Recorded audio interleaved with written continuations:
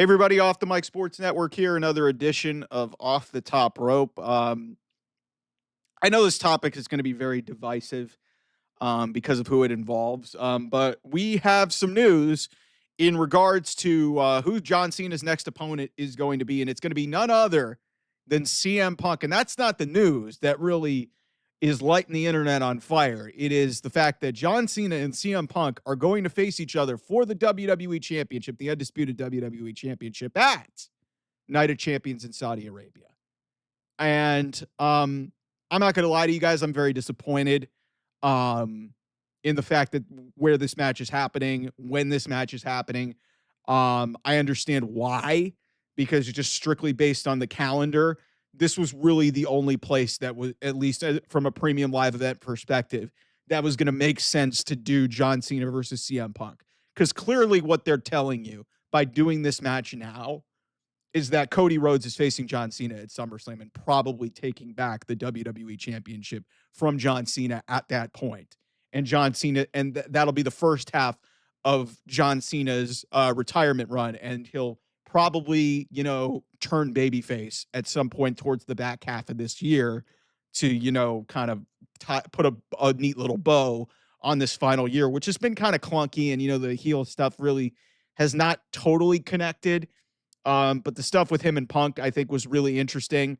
Um, Again, like I said, and a lot of people are going to call Punk a hypocrite. And, I guess you could say he's a hypocrite because he's done a lot of things that have kind of contradicted himself because, hey, he once told Miz to suck a blood money dick or something like that. This was years ago.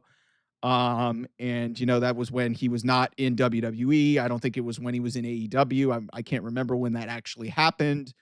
And so like to see this turn out the way that it did, and you kind of knew you kind of saw where it was going, and you were like, God, I hope they don't do this at Night of Champions. And then like, as the promo started going on, I was like, oh God, are they really going to do this? And then when they made the announcement, and I thought Cena was just going to throw it out as a challenge, and maybe they would throw it as like, putting CM Punk's morals on the line, but they didn't really play it up. They kind of, I mean, this is the hazard of, putting so many premium live events and sort of special events on the calendar in a span of it wasn't going to check out. So it's like you're really caught in a situation where like you want to do this match. The calendar is the calendar, and some people are going to basically say, well, they should have done CM Punk versus John Cena at Money in the Bank. Yeah, well, the storyline that they had didn't have that making any sense. And I understand the meaning of doing that at Money in the Bank, considering they had one of the greatest matches in WWE history at Money in the Bank almost 15 years ago. A couple things of why I think this is really a disappointing reveal is one, the obvious with, CM Punk going to Saudi Arabia and the fact that, hey, the guy who was notoriously against this is actually going there and doing a match there, which, what can you do? It's just like, if he was signed with this company, he was going to probably have to do it. It was going to be really hard to navigate around it. So that's the first thing. The second piece of this is this is one of the great rivalries in WWE history. And the last time we're going to get to see this is not on American soil. And that to me is fucking bullshit.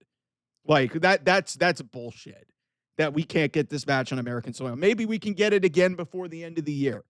Maybe we can. And I hope to God that we do.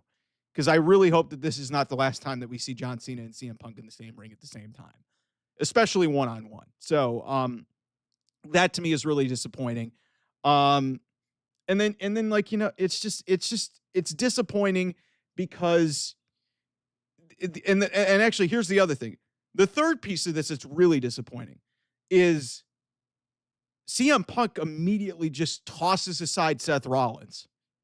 Just immediate, like here's the way it is, and this is I mean I guess we can dismiss some belief here in this thing, but it goes back to Money in the Bank. It goes back to last week's Raw, where in the qualifying match, CM Punk gets screwed out of Money in the Bank. He's nowhere to be found on SmackDown. He's nowhere to be found at Money in the Bank to stop Seth Rollins from winning that briefcase. Seth now controls everything in WWE, all the cards, and now he's just going to come out and confront John Cena out of nowhere.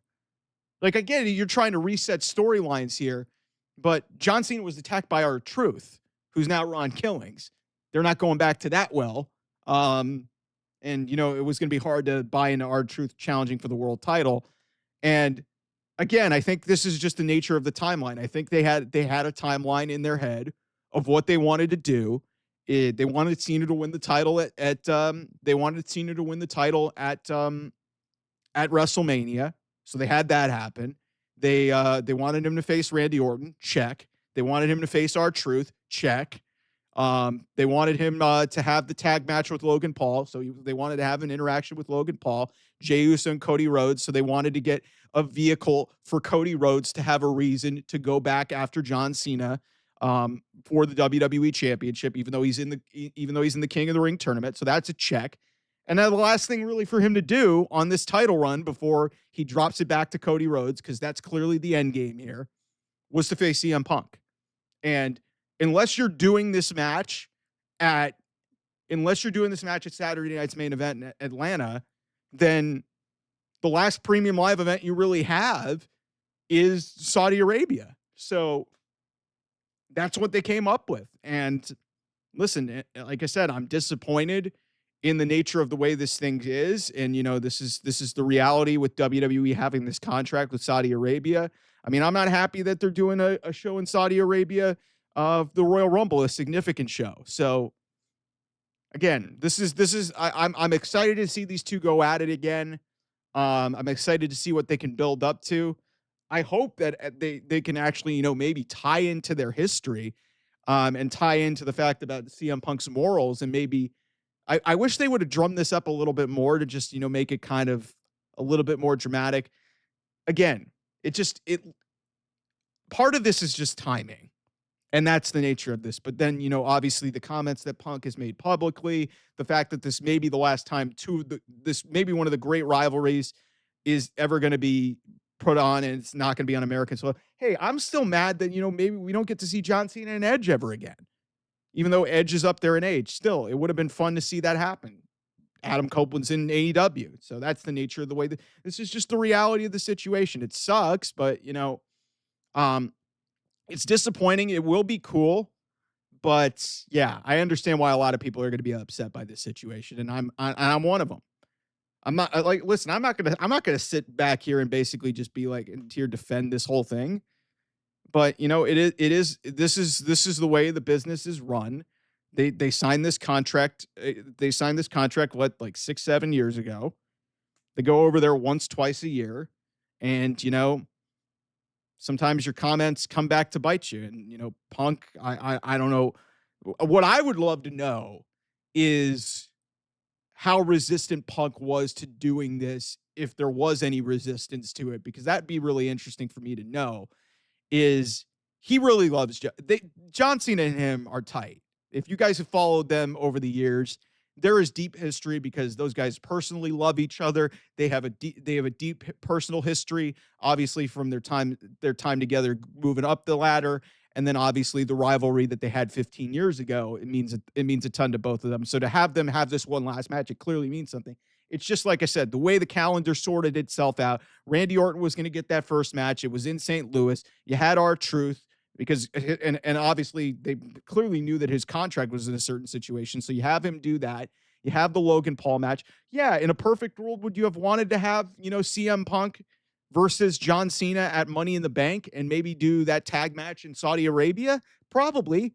But the way that the storyline had been built, especially with Punk being embroiled with, the Seth Riders, as we're calling them now, it was going to be really hard to get there. So this is the way it is, man. It's not like, again, wrestling doesn't have to be fucking perfect.